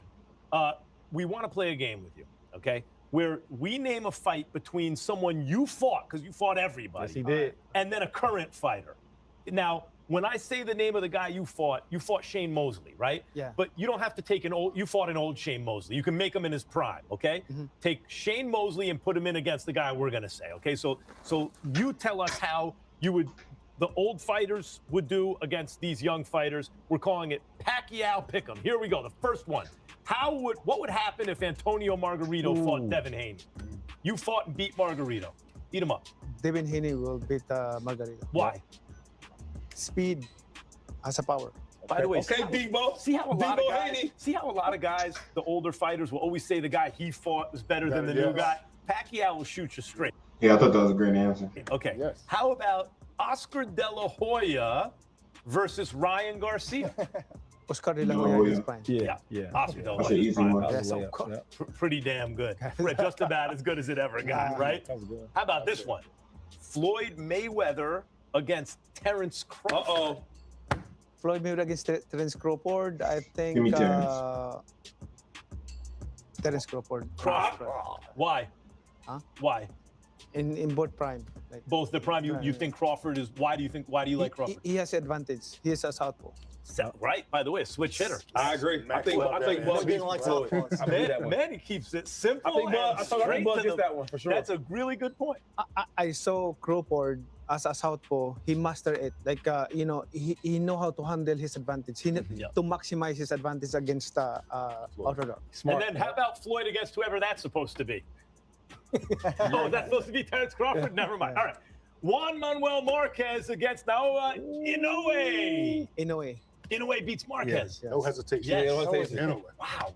That's to Because me, Inoue can go around in counter Marquez. what is really interesting to me about you, Manny, is a lot of times if you talk to a fighter in your position who had a rival, who he won some against, he lost some against, but they were like an even kind of match. Yeah. You're not going to say the new guy beats your rival because it's almost like saying you're picking the new guy over you. But you're being honest. You just think Inoue has the right style to beat Marquez. Yes, because Inoue he's a good counter puncher. Marquez, his style is if you are a counter puncher, then you can beat. Right, but you were aggressive. That's why your styles matched up so well. Exactly. Because I'm a fighter that I don't like, waiting. I don't ready to fight. I don't want the fans to disappoint, like waiting each other like that. So I don't want to hear from the fans say boo boo boo. Like I don't like that. We gotta call Manny for all the new pick. Manny keeps it. Your manager. The next fight, I'm calling for the pick. Okay, how about Shane Mosley against Shakur Stevenson? Shakur Stevenson and Mosley in his prime. Yeah, both in I prime. will Mosley. Mosley, why Mosley? Mostly he's a speed and has a combination like that in his prime. Fast So he can move. Fast twitch. Manny, God dang it. Yeah, but let me ask you this. Okay, I'm with you. I like maybe Shakur in his prime, but let me ask you this. Based on Manny's other answers, the fact that he's picking Mosley makes you think twice about it, doesn't it? That's true. Right? Because he's been fair. He's been totally fair. So I got to stop and think, wait, am I missing something? If you watch mostly his prime, in his prime, like He's very good. Yeah, he's very unbelievable. Yes. Unbelievable. Yes, one of the best. It's hard to hit. It's hard to hit, and he can move around like, you know. Shane Mosley against Oscar De La Hoya, their first fight at welterweight. That's about as good as boxing gets. Yeah, that's true. I saw that fight. Great fight, right? The great Manny Pacquiao. Yes. I'm here to tell you, if it wasn't for Sugar Ray Robinson, that'd be the greatest pound-for-pound fighter in the history of boxing. Yes. We appreciate you coming on, Manny. Always good to see you. Thank you, sir. Great to see But you. don't leave yet. I gotta get my selfie. We got time for the selfie. I don't know, man. I gotta get my selfie. We have a show to do. All right. Coming up, our foreman over here caught up with Tyson Fury and Conor.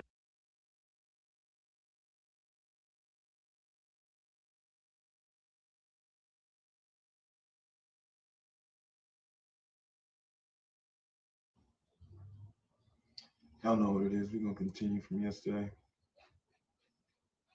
Eddie Hearn's interview. He's going to fight for the Zuffa belt, which is like literally the same value as your laces, no shoes. And then, but Edgar's different. Edgar's not really, I don't think, going to go and win world championships and unify the division. But if he can make money, do it. And I think it's a good move for him. How do you gauge a fighter's value? Like somebody like Hitchens, right? Like, how do you gauge it? Because you're like... Very, very simple. Yeah. Bums on seats in the venue. Yeah. And eyeballs on the screen. That's it. That's what it boils down to for you personally, not the business, not the underlying guy. No, that's the model. No, that's the same for Frank Smith. Okay. Or Frank Smith, because that's your revenue generator.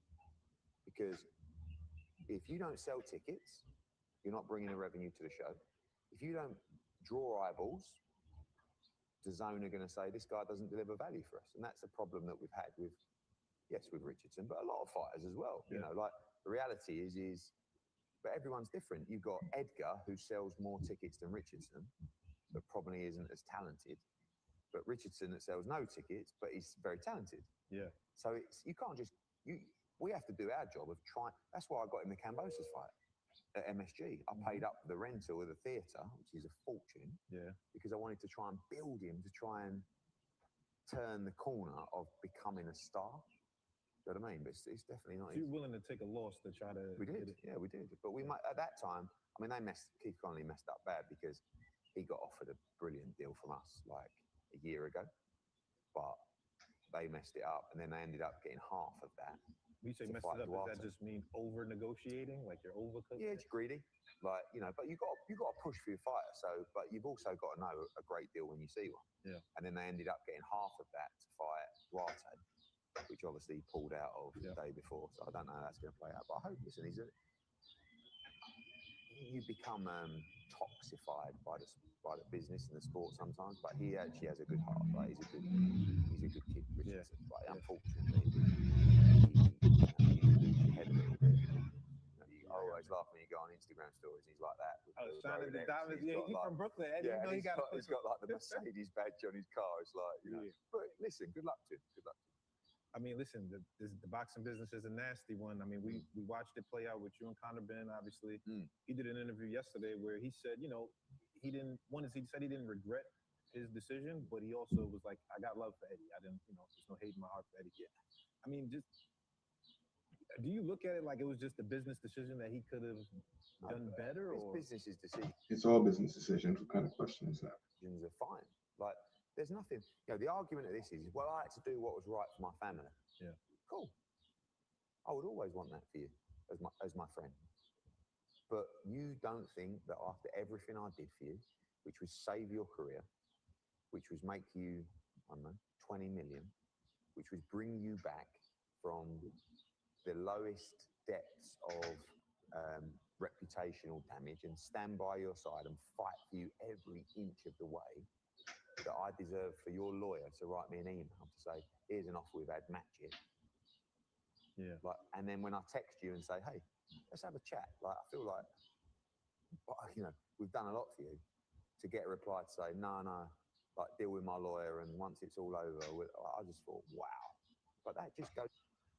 I'm not gonna lie to you guys. This is exactly how the promoters play games. The reason they want relationships with these fighters, so when those messages do come from the lawyer with the 15 million and all these millions and whatnot, they can make that call to you and be like, "Yo, let's talk. This and that. I've done a lot for you. This, yeah, that's the past, buddy. I need to get it now." And he's sitting there acting like he doesn't understand how the game operates. Everybody's running their own independent contracted business. Like, do you have the money for him or do you not? Yes, we friends.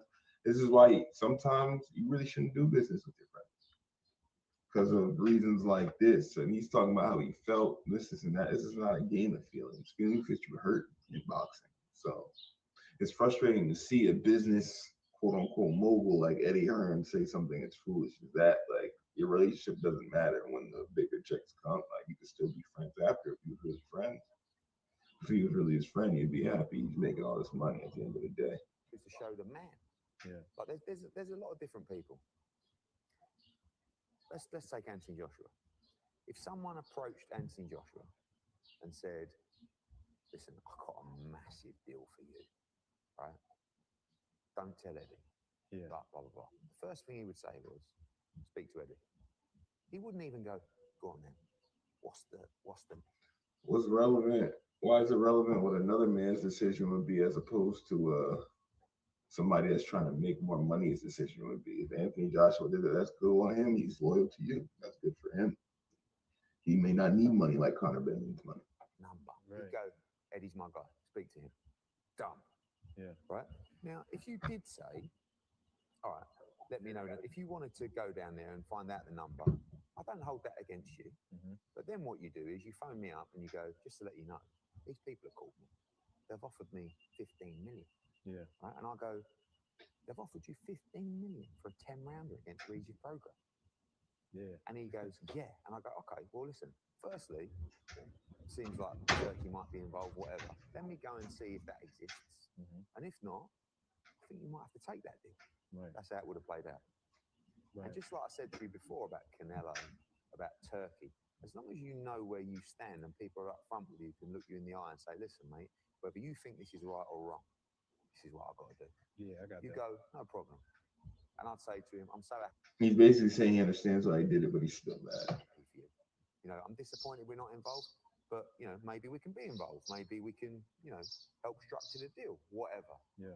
But what he chose to be was greedy, cut me out, not have the Him getting the offer from himself is greedy? balls, really. That's the thing. Mm. Do you know what I mean? Because what you've actually shown is your weakness as a man. And I heard his dad, you know, his dad say, his dad was disappointed, trust me. Yeah. Trust me.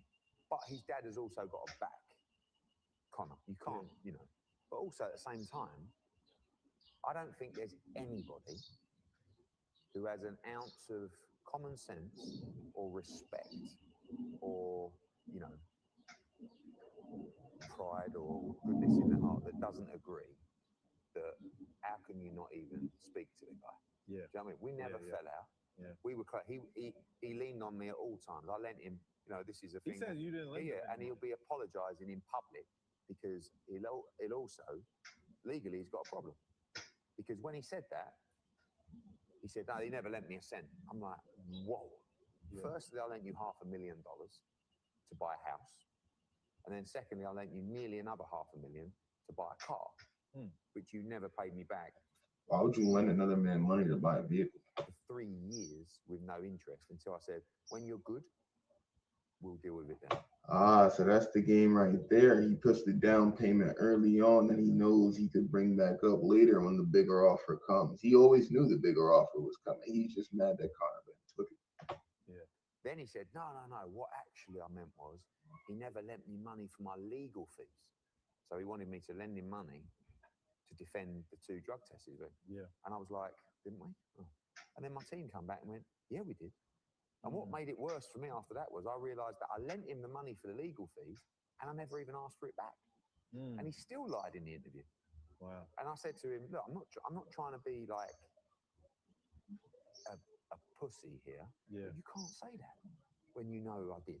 So he's going to have to apologise for that, which he will. He'll make a public statement. But I don't want any bit. But you can't sit there and say all these things that are just completely untrue. You mean defamation? Let's see if Conor Ben makes his public statement. Eddie Hearn is speaking with the confidence. Basically. Yeah, but again, I'm not like, you know, that's not something that I'll make a habit of. I've done it a few times where I'll say, you just can't. Like if I'm telling you what I did, and he comes out and he says, no, he never, and it's a straight lie. Yeah. I'm not just going to sit there and go, You can't make people question what I'm saying when it's I've got no reason to lie. Yeah. But he's a bit mad. Like he's a very emotional kid. It won't be easy for him, this whole thing, because he doesn't like negative. Like he doesn't like people criticizing him. And there's been he'll get booed out of the stadium on Saturday. Yeah, like, I've heard a lot of people are against UK fans. Yeah, like big time. But do you know what? That's infuriating, because I worked for years to turn it all around for him. And he actually, after the Eubank fight, was a very popular fighter. I was there for a second. Yeah, and now you'll see on Saturday. But yeah, he'll get booed out of the stadium. Would you consider working with him again? Like they said, it's a very one-fight difficult. deal. Yeah, it's not. It's all bullshit anyway. Like and by the way, there's a legal problem on that as well, because you dress it up in a way so that it can't be matched. Whereas the underlying truth is, do you think that there's been no conversations between Keith Connolly and Zuffa about a longer-term deal? Or are you stupid? So there's something called disclosure, which is great and stuff like that, because you get to see it when you want. Yeah. It did come out after the fight that it was just a one-fight deal, and they're looking for other options right now. So we'll see if that holds up. We'll see who's lying. And we'll make sure that we weren't lied to, which I have my doubts. Yeah. But if he came to you like, listen, Eddie, you know what? Let's just say it was a one-fight deal. It'd be very difficult. Yeah. Because it's like, firstly, you need the conversation of, like, honestly, this is one of those things where I'm renowned for letting things slide and moving on. Do you know what I mean? Like, it's actually one of my dad will say to me all the time, how the fuck did you, like, didn't that guy, like, I'm like, Barry yeah, not but you know playing what? that? No, Barry's like, we're done. Yeah. We're done. He's old school. Yeah. Yeah, fuck you, don't ever show your face around here again. Right. For life, to the grave. Yeah. Do you know what I mean? I like that. But I'm not. I'm like, listen, it's like, I care, but people can change, people can get bad advice, like, but this is a weird one. It's like, I'm getting angrier. Right. Because I'm watching his interviews. I'm like, what the fuck? I feel like I've been played. Do you know what I mean? I'm listening to him going, what are you, a compulsive liar or something? Yeah. Like, I've had you in my office on your knees in tears. Like, and I've actually gone to the depths, even myself. Like, like you may know, you're not, like, I went for a couple of years of heavy stick. Oh, I like, I was getting battered. And I was like, no, fuck you. I believe in this kid.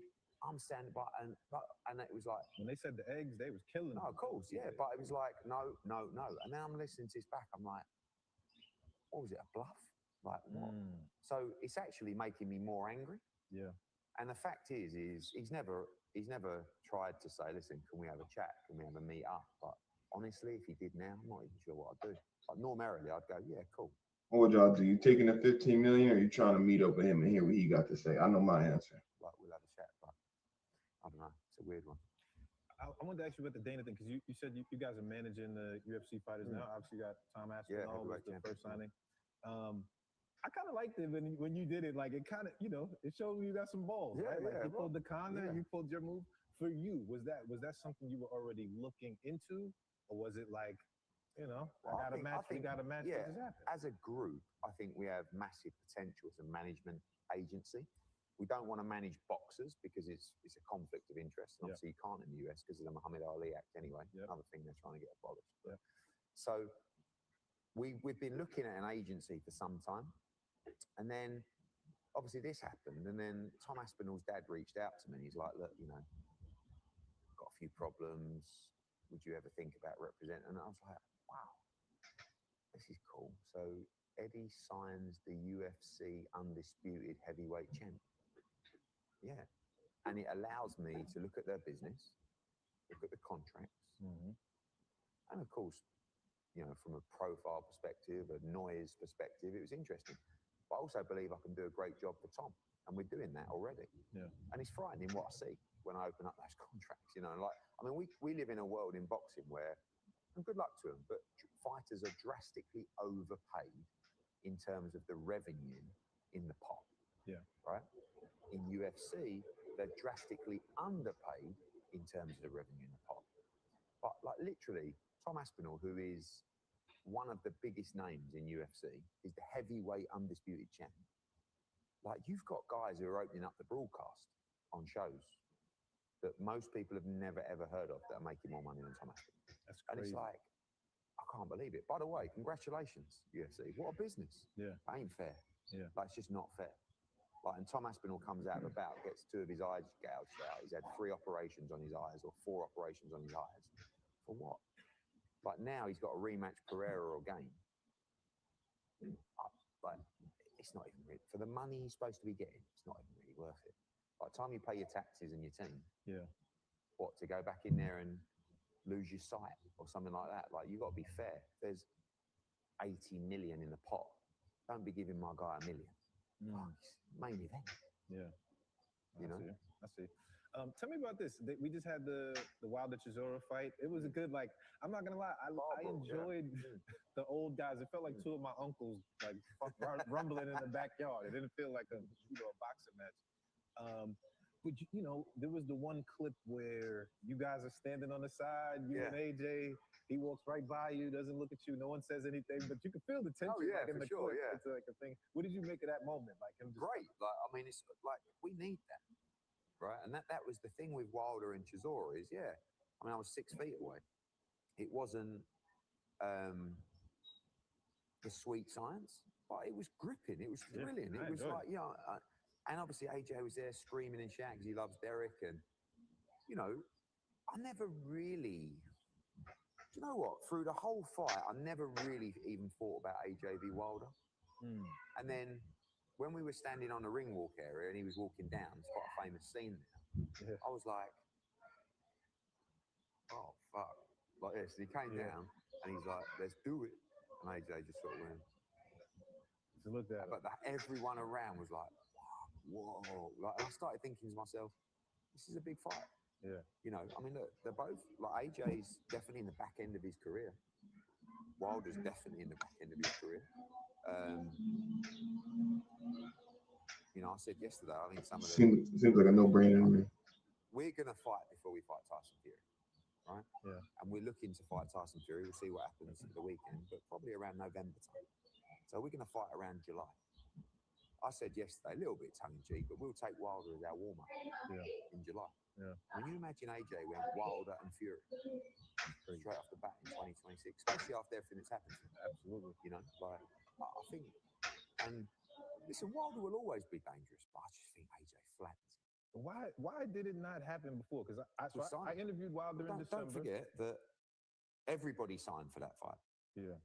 And the night that he lost to Joseph Parker, we were getting in the ring, doing a face-off, and announcing the fight. Yeah. Right? So it was done. So if he would have won that would have happened. Done. Both guys had signed. But I'm saying, so look, I interviewed him in December. It went viral, but there was a time he said, I offered them, my people sent the offer for $50 million.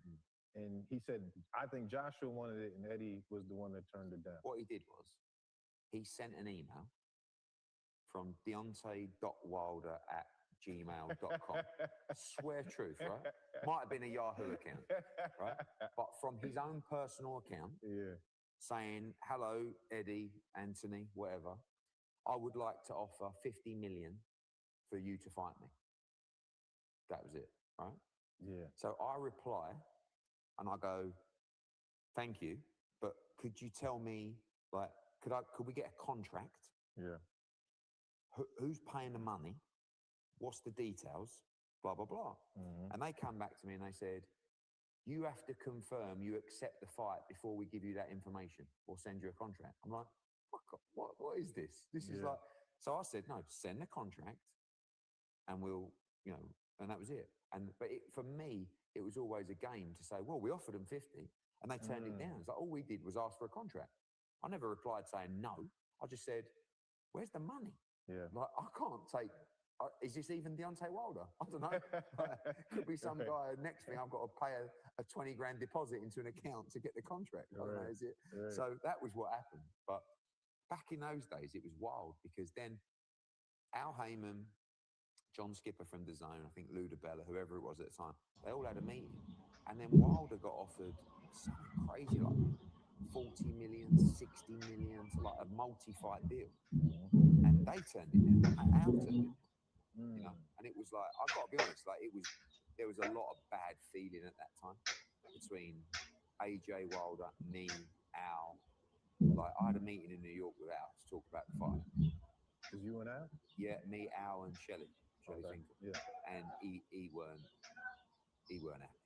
Mm. You know what I mean? Because I was like, and I'm still trappy, but not as trappy as I used to be. Yeah. And he don't like me, or he didn't like me then.